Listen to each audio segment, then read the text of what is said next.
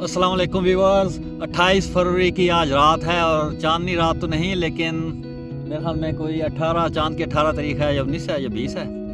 ये सामने चांद है और इसकी चांदनी ये दरिया में झिलमिला रही है। यहाँ पे मस्त ठंडी हवा अटकेलियाँ कर रही है। फरवरी की 28 की रात है और ये मैं दरिया पे बैठा हुआ हूँ।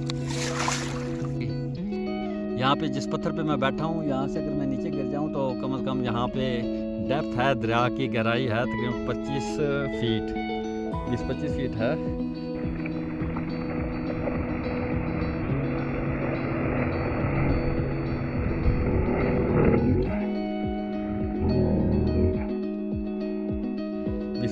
है और मस्त जनाब माहौल है।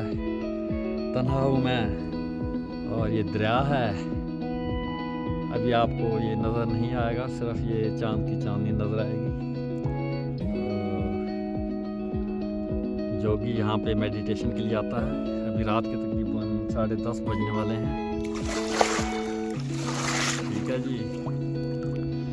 ये क्या बात है आज की चांदनी में कि हम खो गए प्यार की रागनी में।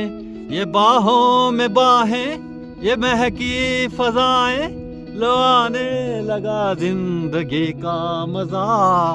ये रातें, ये मौसम, नदी का किनारा, ये चंचल हवा।